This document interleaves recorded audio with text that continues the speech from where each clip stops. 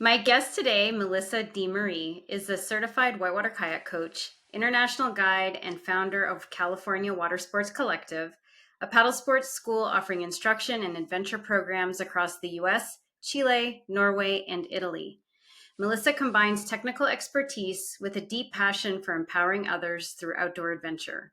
She also leads a nonprofit initiative, Riverbound, focused on breaking down barriers to access in paddle sports, creating inclusive and supportive spaces on the water. A proud team paddler for Kukatat, Piranha, and Werner paddles, Melissa brings 20 years of experience, mentorship, and environmental stewardship to every river she shares. Thanks for being here, Melissa. I'm excited. Thanks so much, Anna. It's awesome to be here. Excited to be Yeah. on your podcast. Woo. So, okay, when I say discomfort zone, what comes up for you? Ooh, um, oops. With the ums. It's okay. My editor can edit some of that out too. Yay. Great. I'm going to do my best. Well, Anna, when you say discomfort zone, that means a lot for me. It means being in a space that isn't, it could be something in my wheelhouse that's maybe an extension of something I'm already doing. It could be something new. It could be something just trying to take myself to another level, whether it's hmm personally, business wise, paddling, and just getting into that space where things just feel uncomfortable.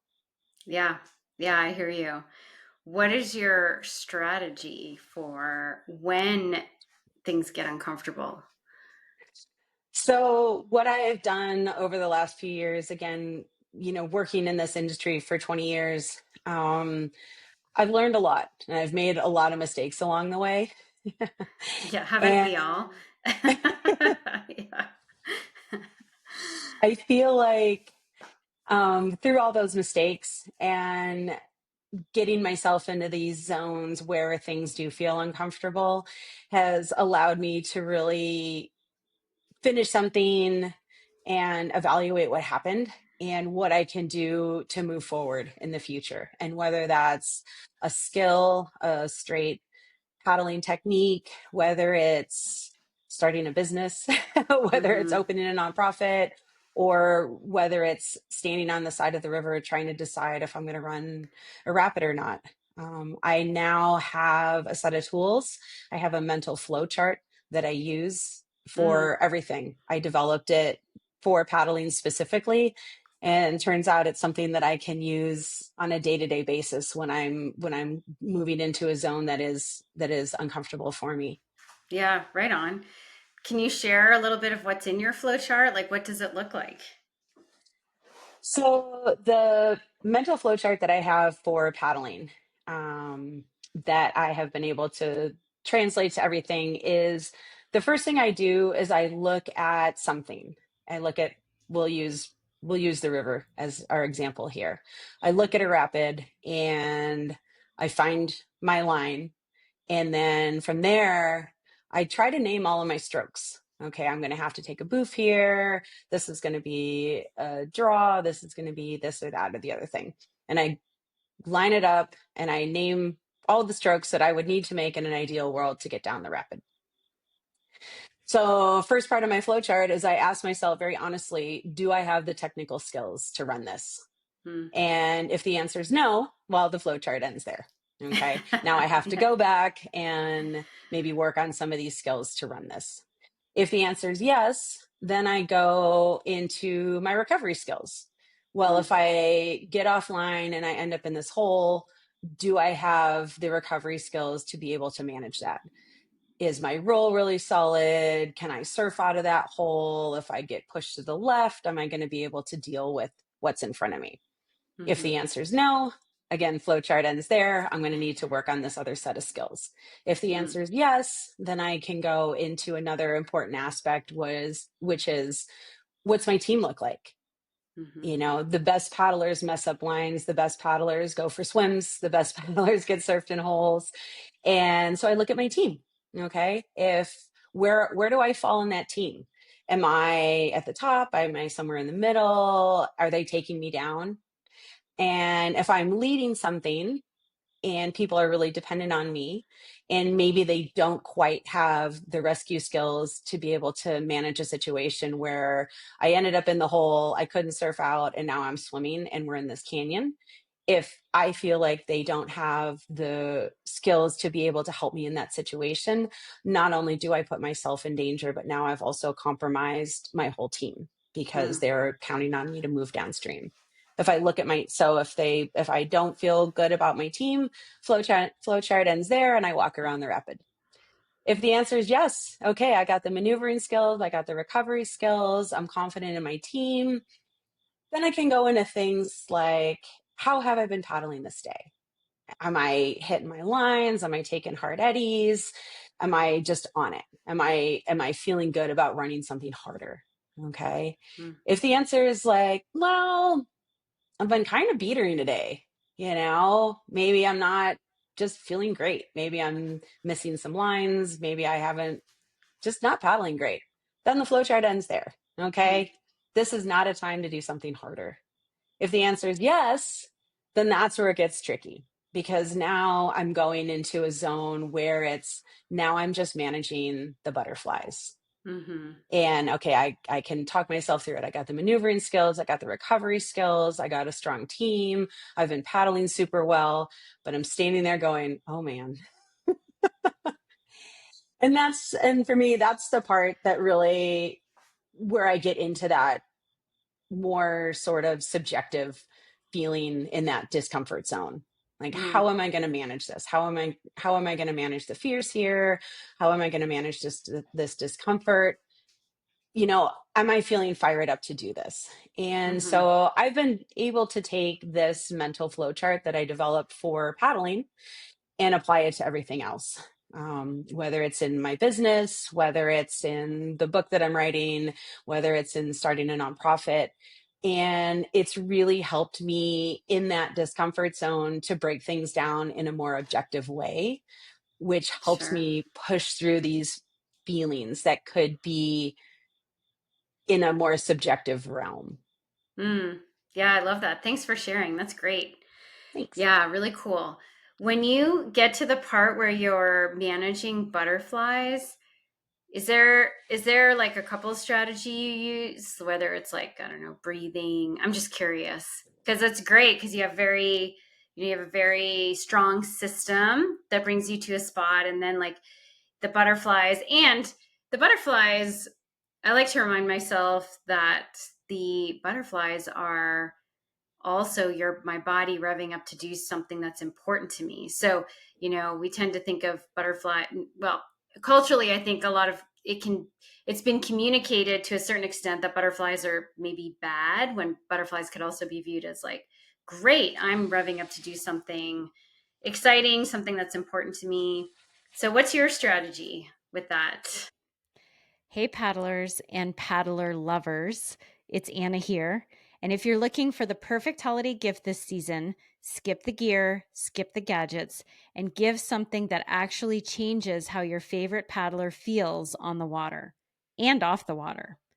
Give them confidence, give them flow, give them the tools to paddle past fear and into joy. At Mind Body Paddle, I've got gifts that do just that.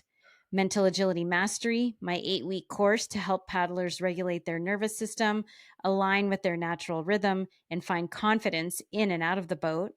Video Review, the fastest way to see what's working and what's not, with slow motion feedback and personalized coaching.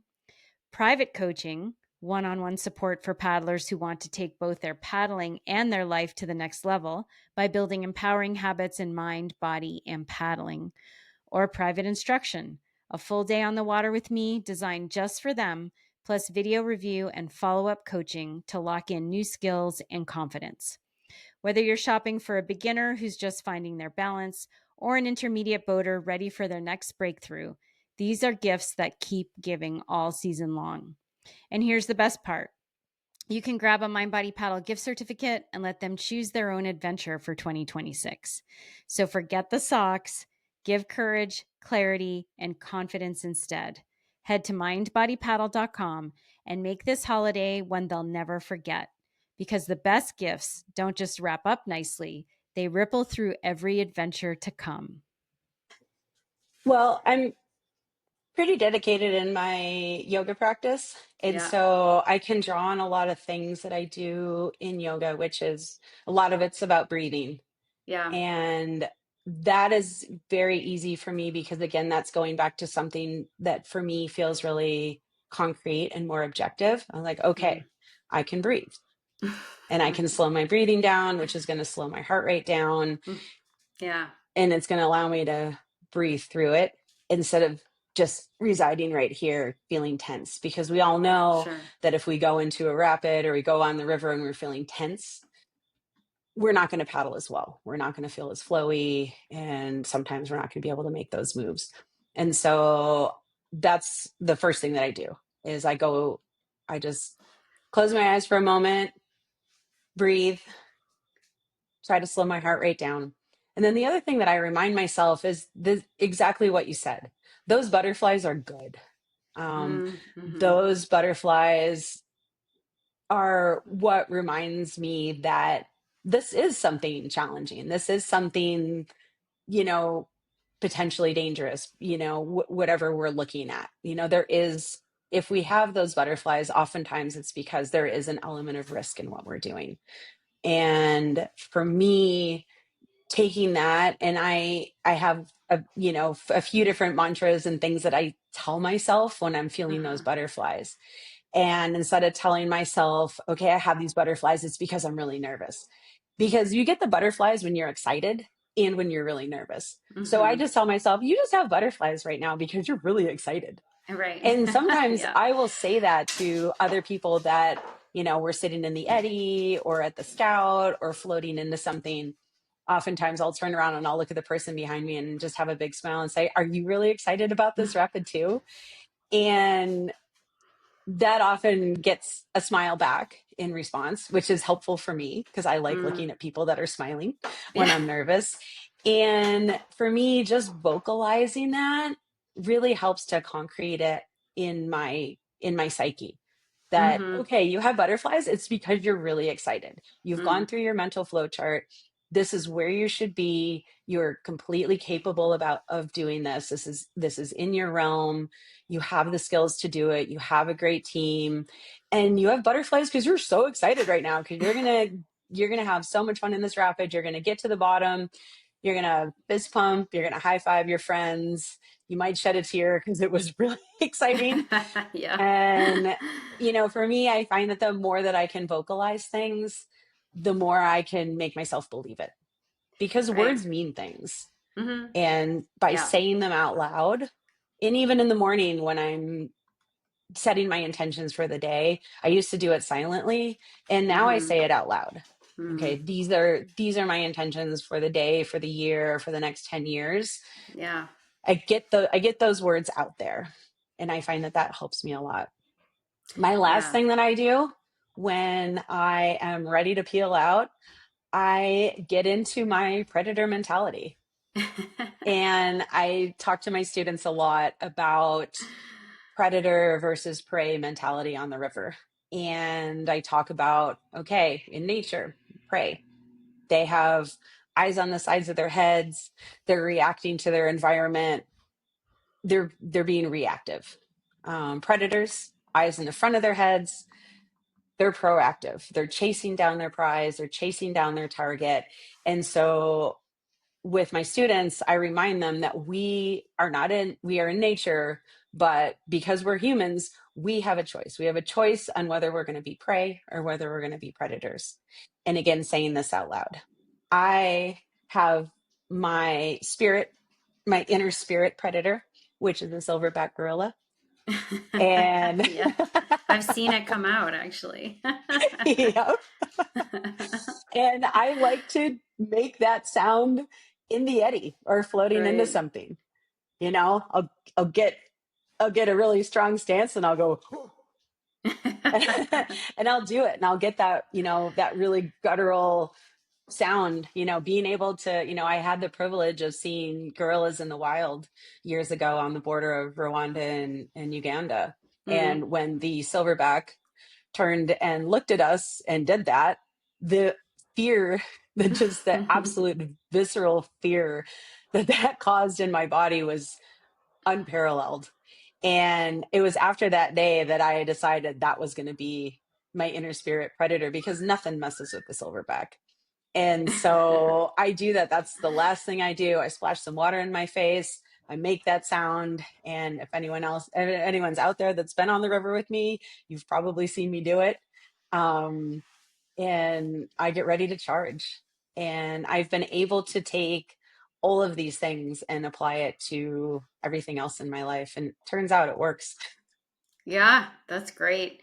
I love it. I love how you've been really thoughtful and you have a process and a ritual that works for you. And I think that that's really, really cool. I think that it is, you know, so important to have those rituals that you do, every time you're on the water or getting ready to paddle something, because they do make a difference. You're training your brain, you know, creating neural pathways in your brain. It's really, really awesome. So thanks for sharing. Thanks. Yeah. What have you learned about yourself through putting yourself in the discomfort zone over and over in business and in paddling and, all the stuff you do? I think the biggest takeaways that I've learned by putting myself in the discomfort zone is learning that I am more capable than I oftentimes give myself credit for, Mm, because it's really easy to look at something and think, I have no business being here. What am I mm, doing? I don't, and it would be very easy to just say, yeah, no, this is really uncomfortable and we shouldn't have to push ourselves this much. I shouldn't do this to myself, kind of going into that should and should not. And putting myself in this discomfort zone again and again through the course of my life has taught me that I am a lot more capable than I think I am. And even mm-hmm. in situations where I've been residing in the discomfort zone, I do something and I fail. I've had Sure. so many failures in my life. Um, whether it's swims on the river, poor business decision, a relationship that didn't work out, I can go back and at least tell myself, all right, well, you tried and it didn't work out. You failed. You can go ahead and spend an afternoon binge watching something silly on Netflix. But after that, and I allow myself to have that moment. Whereas in the Sure. past, I wouldn't. I would Mm, just keep pushing forward and push and push and push. Where now I allow myself a little bit of space. I try to have mm, a little bit more grace with it and give myself a timeout, knowing that, okay, tomorrow's a new day. Let's go back. Let's revisit everything. Let's go through the mental flow chart. You thought you had these, certain technical skills. You didn't, or you didn't yeah. recover well.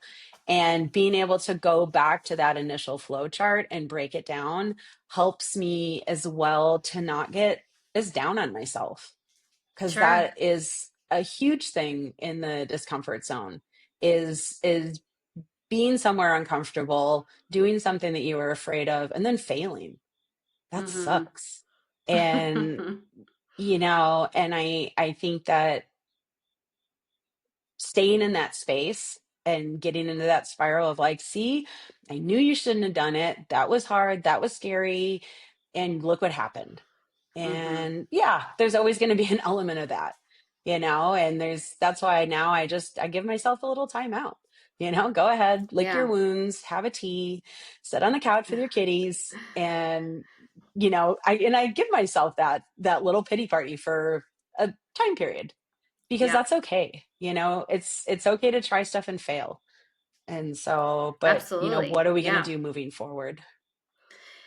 Yeah. I think, yeah, I love your pattern. I love that you're using your flowchart not only for in the moment, like preparation, but also as a reflection kind of debrief tool for yourself. Because I think that's how we learn, right? Is to debrief or reflect, building that self-reflection. And sometimes that can be challenging and scary or sucky, but it's important to be able to move forward. When you're interesting, because do you hear that feedback a little bit on your end? No? I don't. I don't know what. Anyway, um, you mentioned having what was it? Oh, when let's say you failed and you say, oh, I thought I had the technical skills and I didn't. I think sometimes what came to mind when you were talking about your flow chart is also there are times, and I know I've experienced this, and I'm sure you've experienced this, where you might not think that you have the skills, but you're like, I'm just going to go for it. You know what I mean? And it works out. Sometimes it works out. Like, it's not like you want to do that all the time, but I think sometimes like you said, we underestimate ourselves. And sometimes it's like a good thing to be like, I don't know if I totally have this worked out, but I'm going to go for it anyway. See what happens. Yeah.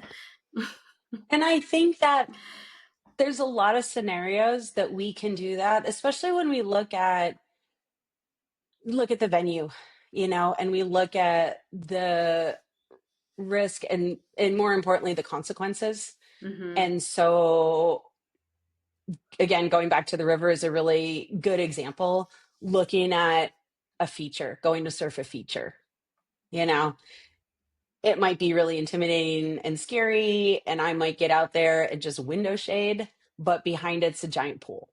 Mm-hmm. So what are the consequences of doing something that I'm not really sure that I know how to do, or I don't really think I'm not 100% that I have the technical skills to do it.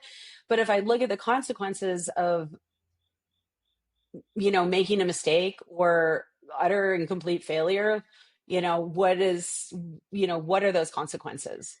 And, Right.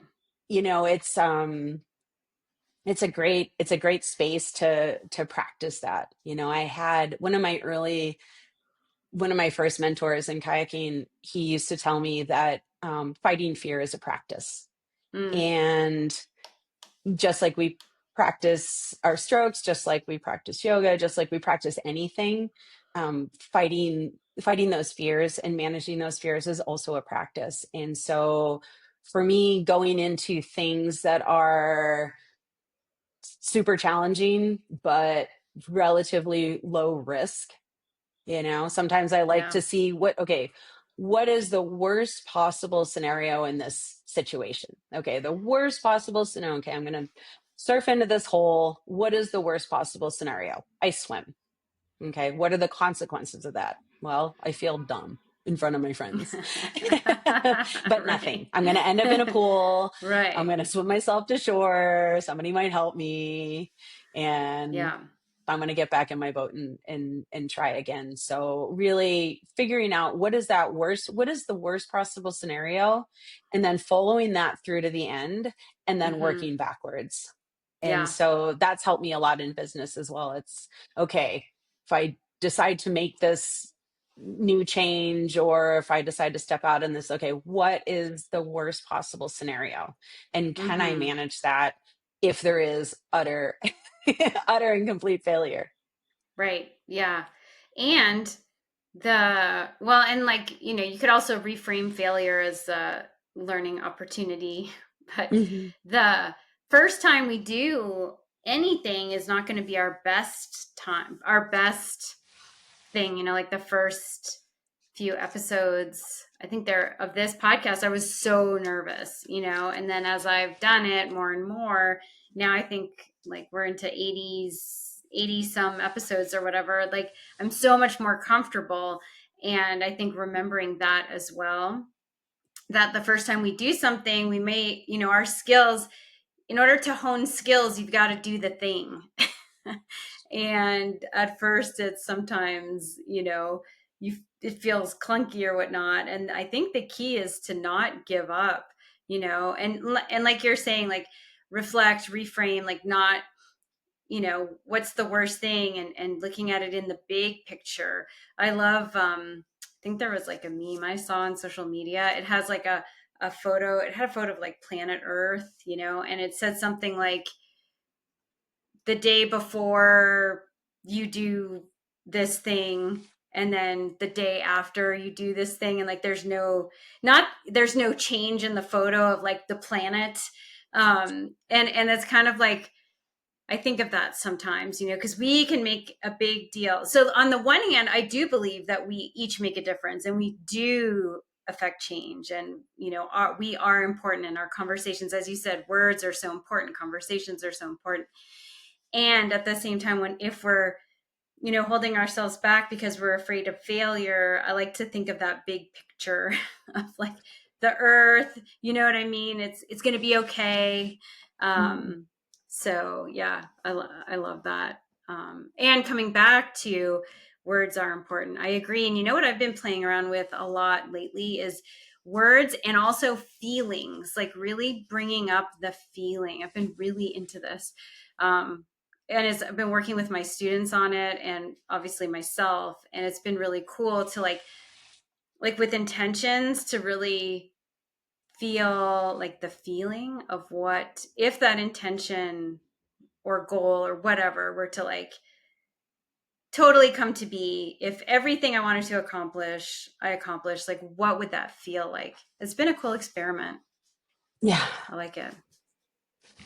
I love exploring things. And, Yeah. the older I get and the more things I do and try and experiences I have, you know, I've really come to realize that, yeah, those feelings mean a lot, and it's really great to explore them, and Mm. not just, when I was younger and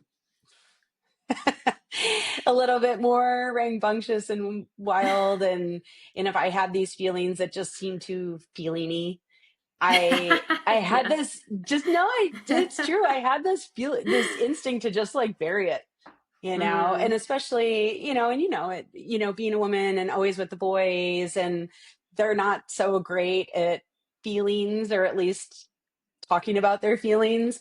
And so, and whether it was, in my restaurant days when I was a chef, and, always being around male chefs and just trying Mm. to emulate what they did, to, being a new raft guide and working with a bunch of guys that, manly men that never talked about anything. And for years and years and years, I just thought, okay, well, we just don't do that. And it Mm. wasn't until I started to develop a much stronger female circle, Mm. and not just kayaking, mountain biking, business, things like that. Mm-hmm. Realize that there is another way, and it's Yeah. not just okay, but it's a really positive thing to be able to explore those feelings, Yeah. good, bad, ugly, and otherwise. Oh yeah. I can remember when I put out the instructional DVD back in the day, like when DVDs were cool. Girls at Play. It's a long time ago now. Girls at Play, and I had a little segment on "It's Okay to Cry on the River." Like you would I have thought remember that. I had murdered someone. Like the reaction that I got from some people in the industry, like it's not okay to cry on the river. I'm like, okay. To me, it's just, Yep. water coming out of your eyes. Like, may as well get it over with, and then you can move on, like, so yeah, I totally, I know, like, when that's the paradigm, I think it has shifted though a ton. And I've loved having a lot of dudes on my podcast who have been very vulnerable and open. It's been great. But Yeah. yeah, yeah, it was like, just even having that response to that DVD, it does make you want to be like, all right, like, gosh, it's like such a big deal. It is easy to be like, maybe I shouldn't do all this, and like kind of like cancel culture today, but I think Yeah. it is so important to explore those feelings and stand up for like what you believe is right and what your experience is. And I think it does make a difference to surround yourself with good women. So, yeah. I mean, we've been on the same page about that. So, Yeah. yeah, for sure. I mean, So, and I think I've told you this before in full transparency. When I started Cali Collective, I was obsessively on your Girls at Play page. I rewatch oh, that's nice. videos, and you were such a role model for me Mm, when I was getting this going. And I know I've mentioned it to you before, but I just want to reiterate, how inspiring that was, and mm. watching those things and seeing you do it and being like, yeah, we're going to do it too. Yeah, thanks, Melissa. That's awesome. And you have done it. My goodness. You're just thriving out there in California. It's just so well, and all over the world. So cool to see all the trips and fun stuff. And you just celebrated 10-year anniversary, right? Yep. And yeah, 10 very cool. years. I had to count. Even this year, I kept counting, going, is this right? I know, Is my math off? Because it can't be 10 years. right? No, It's that's been a road awesome. for sure. I think it Yeah. was, the running the classes and the clinics and the trips, those skills were the things that I was really confident in. It Mm-hmm. was it was the business side of things. And Sure. it wasn't until I was into year 3 of Cali Collective when people were telling me, you might want to consider going all in. This Mm. is a thing. Mm-hmm. And I don't know anything about business. And finally I just said, all right, let's do it. Yeah. And yeah, and in the beginning, it was definitely throwing a lot of spaghetti at the wall and trying stuff Yeah. and going, whoops, that didn't work. Right. You know So, what's funny? I love that you use that metaphor because when I first started working with a business coach, she was like, "You're throwing too much spaghetti at the wall."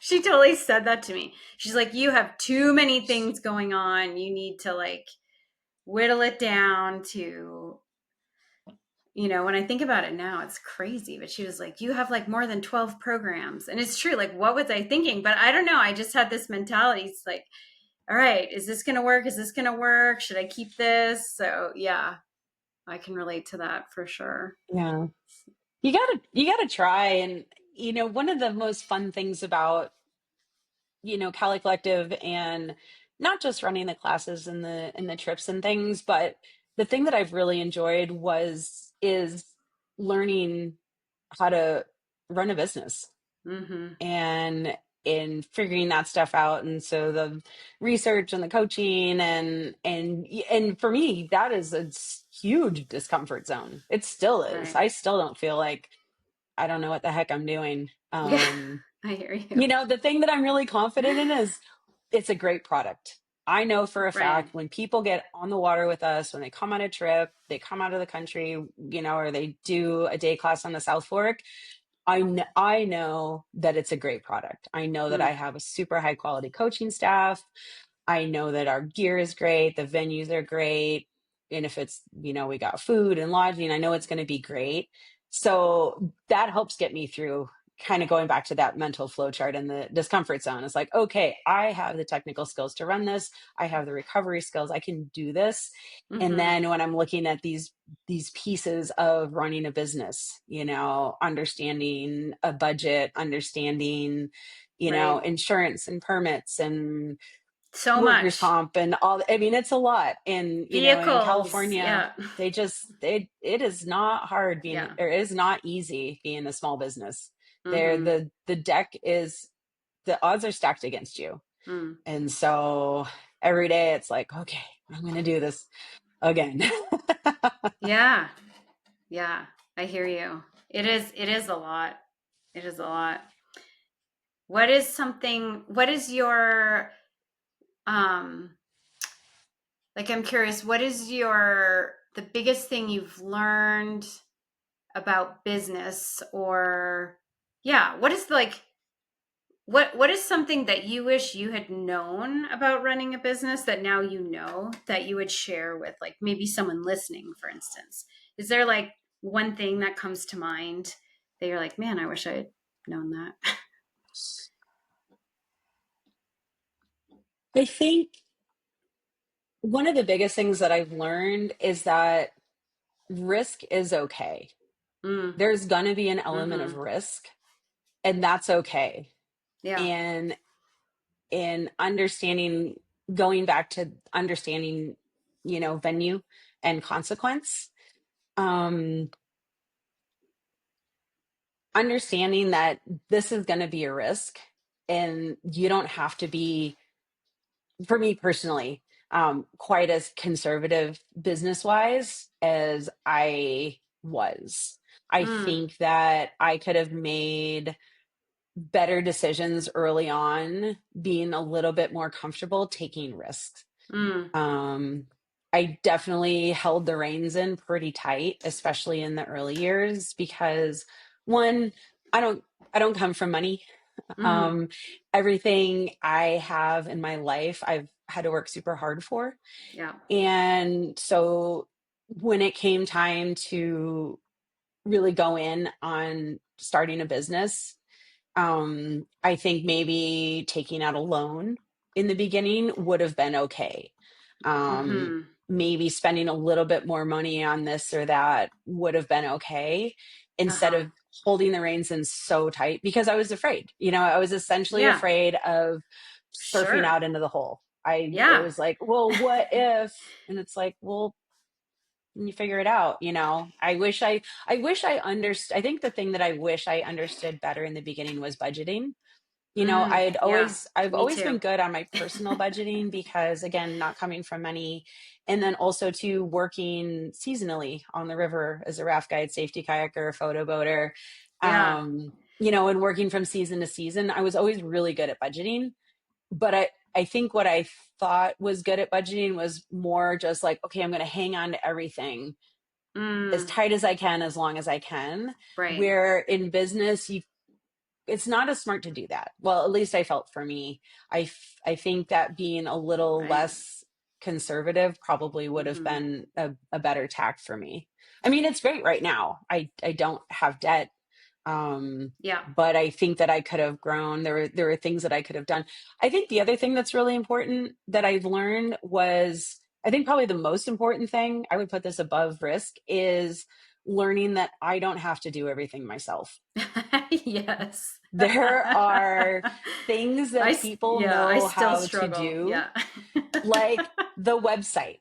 The Right. first, two websites I had, I built, they were fine.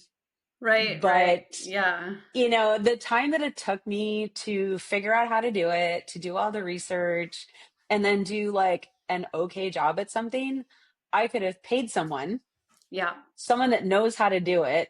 That would have saved me so much time on my end. I mean, it's cool that I got to learn stuff, but now I'm so much better at hiring the right people in the right positions. Yeah. So Which instead of still feeling takes like, okay, investment and risk. exactly. And Yeah. that Yeah. definitely goes back to investment and risk.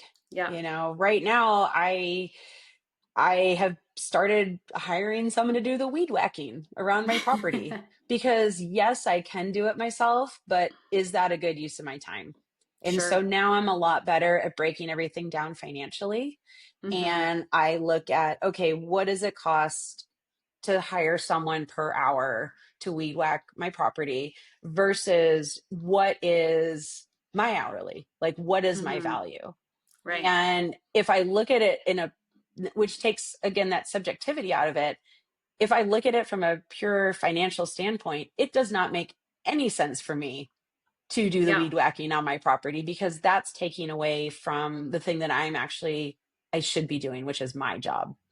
And Mm-hmm. so, you know, turning that into something that's way more objective and I can line it out, that helps me get through those things. And so, Yeah. yeah, having an Yeah, that's assistant, great. having someone in the office right now. This Mm-hmm. is the first year I've had someone full time in the office.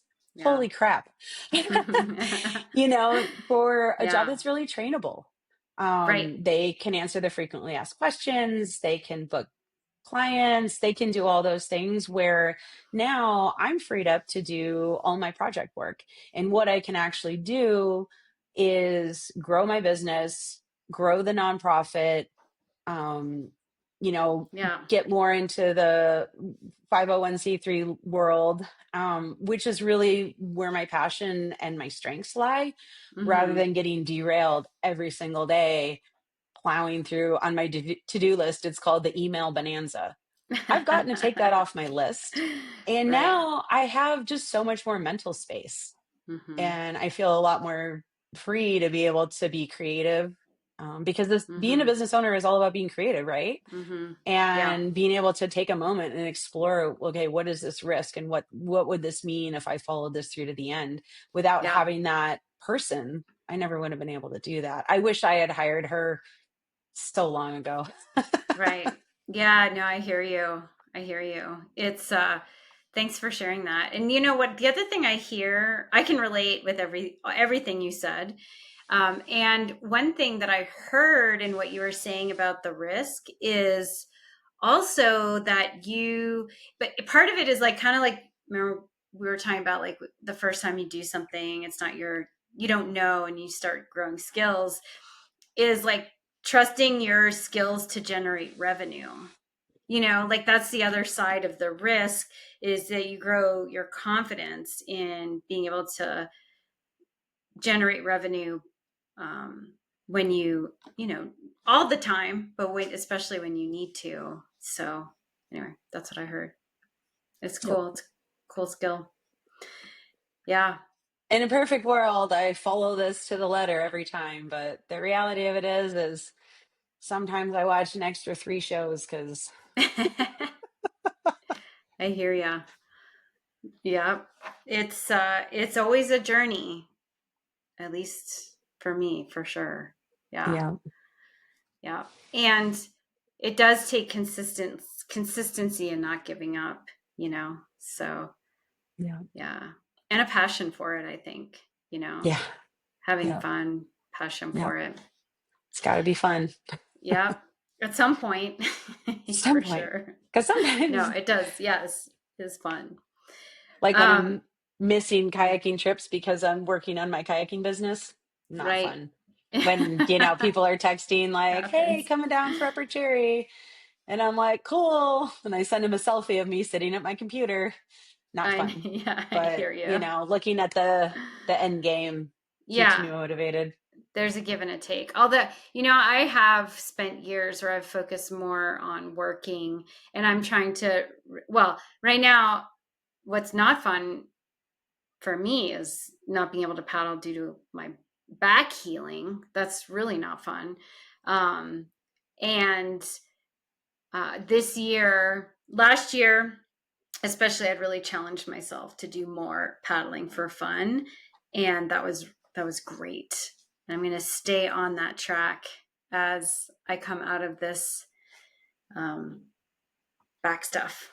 So we'll see. But Yeah. it can be easy to get wrapped up. So, Yeah. It's you know, the reality of it is when you do when your passion is also your livelihood, it's a slippery slope. mm, And I've had long stints where I felt that I was losing sight of why exactly it was that I was doing what I was doing, because I was right. so focused on the business. I was so focused on running this and focus on everybody else, focus on my students, focus on my staff, Mm-hmm. focus on all of these things in the office, where I just wasn't getting out enough. This was a few years ago, and probably, what is it? Probably about 5 years ago, I decided I needed a huge shift. And now Mm. I have actually scheduled into my weekly schedule is paddling for myself. And Yes. Yeah. whether that It's means, great. just going out to the wave, whether it means, Mm-hmm. just going and doing a slice lap or driving down Cherry Creek.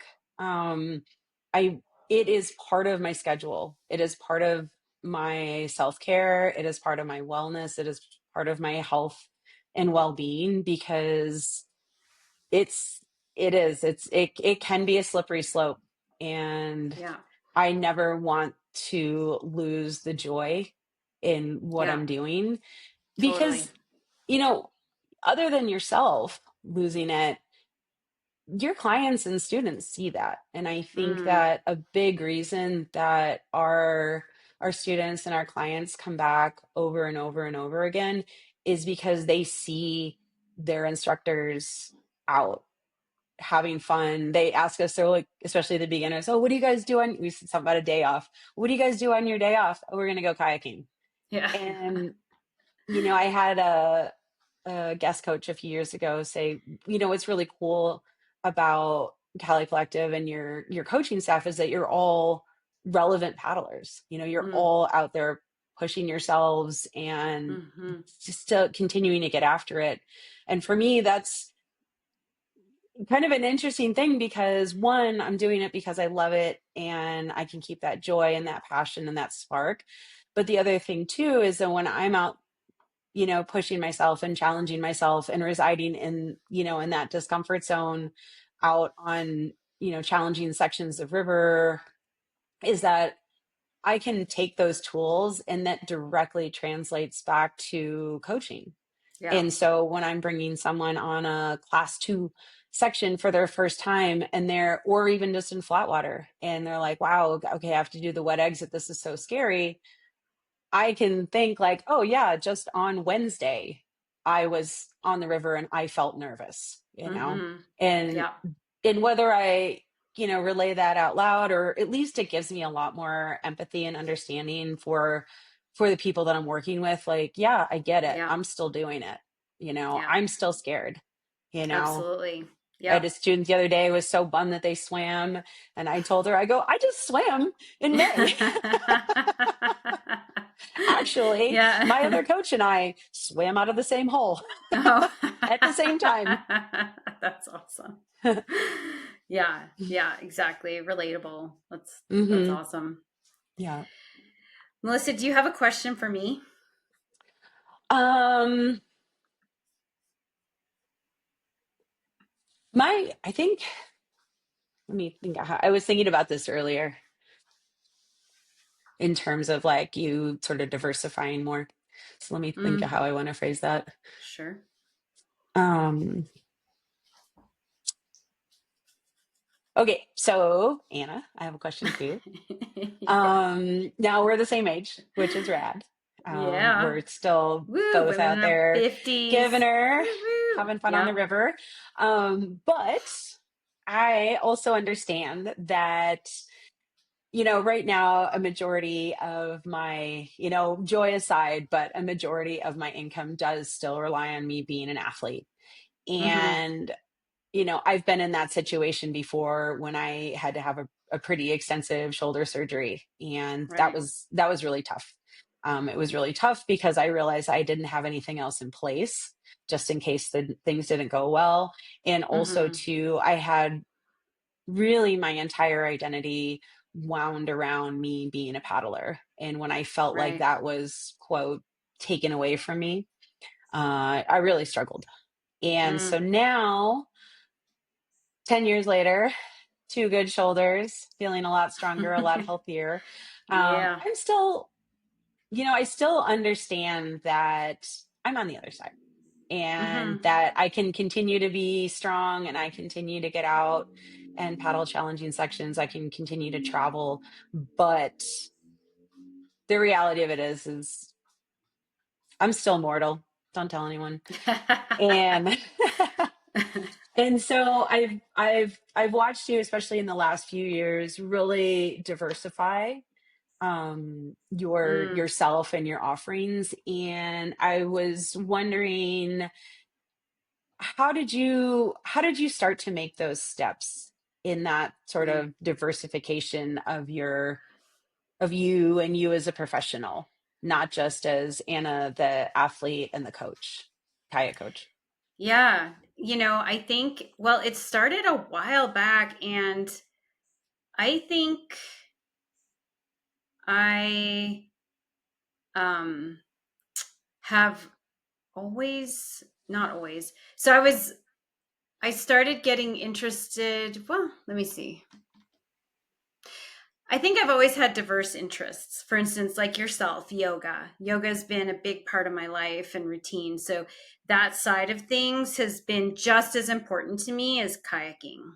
For example, you don't necessarily see it because it's part of my morning routine. You know what I mean? But in all the teacher trainings and then Ayurveda came out of that, becoming an Ayurvedic health coach. That was definitely passion, like super passionate. And throughout the years, like I've definitely chosen other things over kayaking for um like a certain times in my life, like stand-up paddleboarding. When I started getting into stand-up paddleboarding and I had these opportunities to go run sup camps in Hawaii and on the coast of North Carolina and in Barbados, like heck yeah, I'm going to do that. Heck yeah, I'm going to give up whitewater kayaking for a little while. I didn't give it up. I just was spending more time doing that, and I got introduced to sup surfing. And so I don't, so like in my 20s and early to mid 30s into like late 30s, I like kayaking was like kayaking. I started kayaking at 19, and that's all I wanted to do, and that's all I did, and I competed, and all the stuff, all the things. And then I don't know, for some reason it was easy for me to like also follow other passions. So it was not a strategic, and this is true of my business too. It was never like this strategic thing. It was like, I'm going to follow my passion for kayaking. I can compete. Oh my gosh, so cool. Oh, I noticed that it's tough being a woman in this sport. I'm going to put out an instructional DVD because I want to put out the female experience. It was not like ever a strategy like, ooh, maybe I can make money. In fact, when I did I was like, ooh, if I do a recreational kayaking DVD for women, it's going to reach so many more people. I bet I could make more money. Hilarious, because it didn't do better than my whitewater DVDs, which cracks me up. And that taught me early on, like, don't do something for, I like money. Don't get me wrong. I am very proud of having like a business that works, as you are, that's an important aspect. And to do something just for like, oh, I think it'll make me a lot of money didn't work for me. And so following my passion, and that's what I've done. And so this diversification of like into one-on-one coaching, based on like I've also done like human potential training and Ayurveda and yoga. And to me, it's not separate from kayaking. To me, it has kept me in the game of kayaking, like for as long as I have. And I'm very grateful that, like, yes, this is a huge injury that I'm healing. It's the first huge injury. And I've been paddling for 30 years. So I've got something to share with folks. And now I have even more coming soon after this back injury, like coaching people on like how to take care of their backs when you're kayaking. But I think it's been not a strategy, but something I've always followed my passions. And thank goodness, like right now, I'm so grateful that I have the Mind Body Paddle community, that I have offline coaching, video review. And I want to say that I can coach folks, you could coach folks. You do not have to be on the water with someone. I have seen my clients benefit so much from online coaching that supports their paddling and that supports their entire life, like having routines and habits that help you perform makes a huge difference. So, and video review, you can do so much. So I'm very grateful that I've had it all. And I wish, I could say, oh, it's such a smart strategic plan, but it was not at all. So follow your passion. I think looking around though, and yeah, in 50s, like, will I be doing this in my 70s? I don't know, like, so it is good to be thinking about doing different things.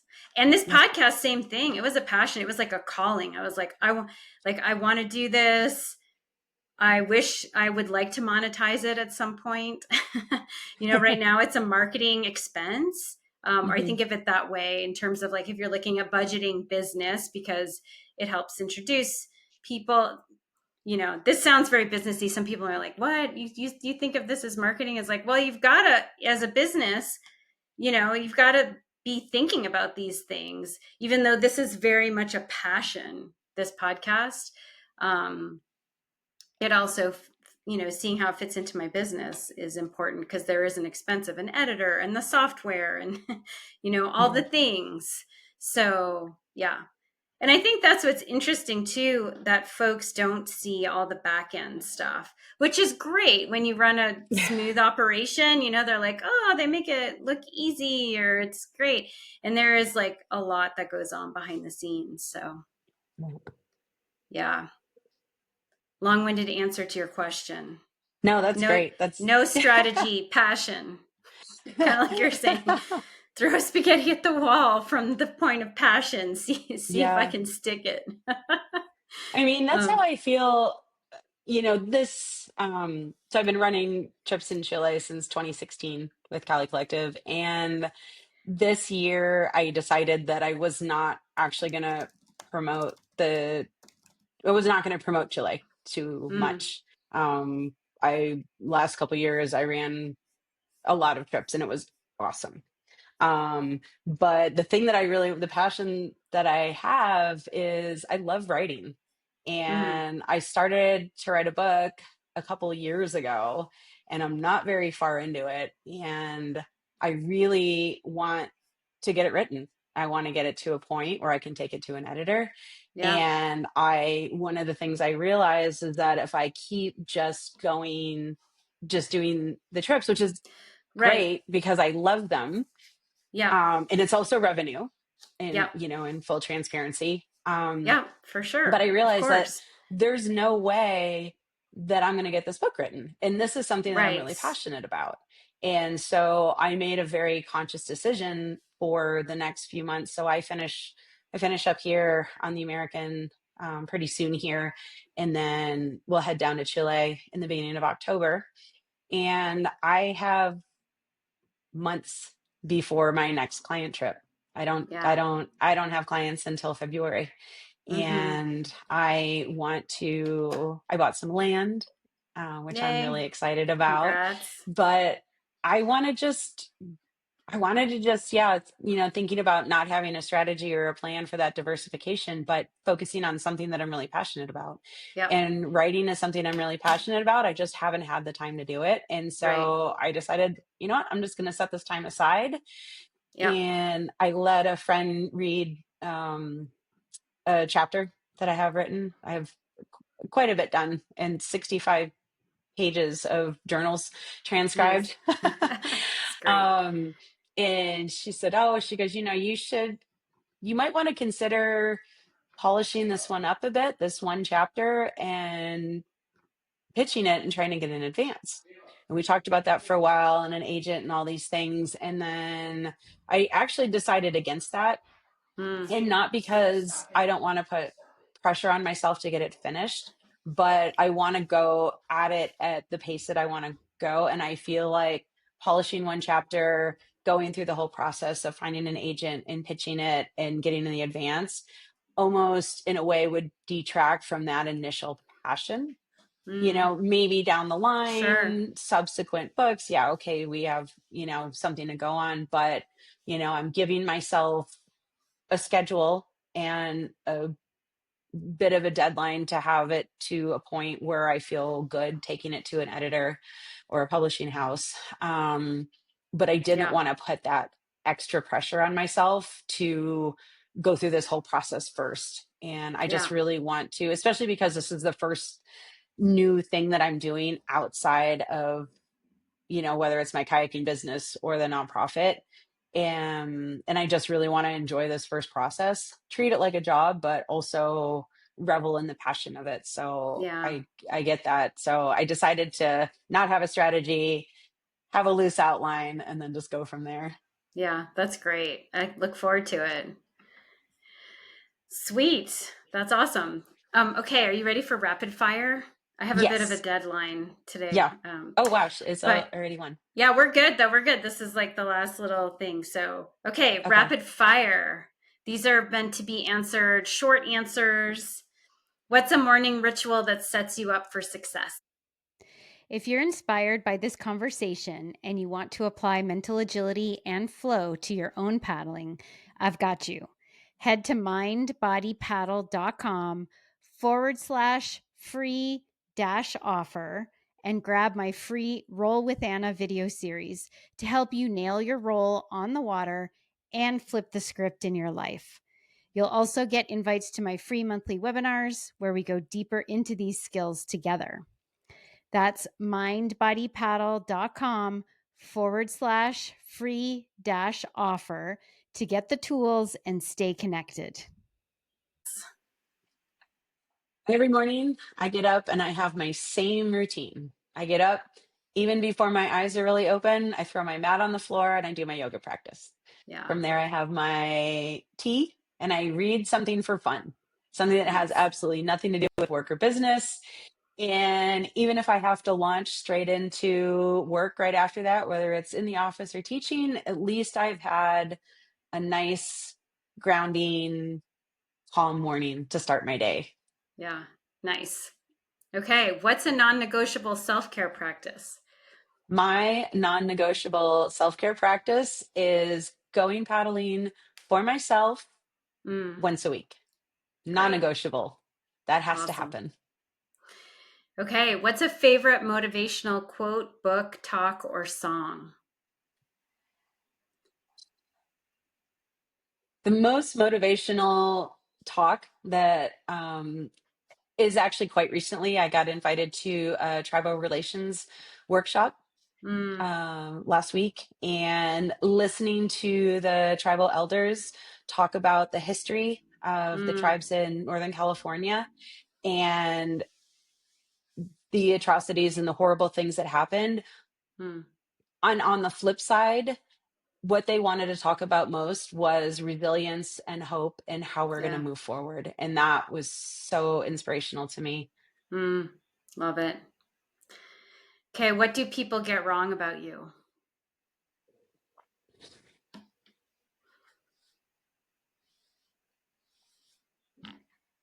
I think people don't know that I have social anxiety.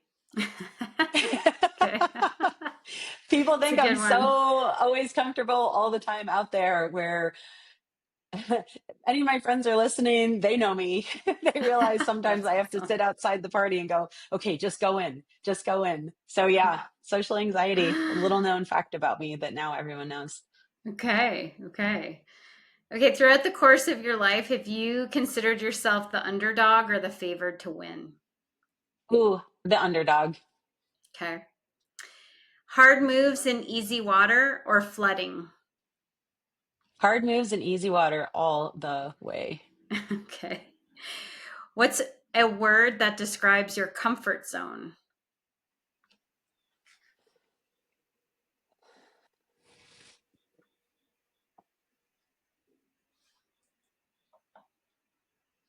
Calm. Hmm. Freedom through discipline or I do what I want? Freedom through discipline. Okay. I grew up in I grew up training in classical ballet from age 2.5. And Right, so I learned discipline at a very young age, and it right. is the thing that I always fall back on when things Mm, feel hectic. mm. Okay, in one word, what do you hope your legacy will be? Connection. I Mm, would love my legacy to be connection. love it. Well, thanks for being here, Melissa. I appreciate you. I had fun and yeah, just appreciate you being here. Thank you. Thank you so much, Anna, for inviting me. This Oh, is really yeah. cool. It's always great seeing your face and hearing your voice, and I'm happy to be on this and support your passion. Yeah. Thank you.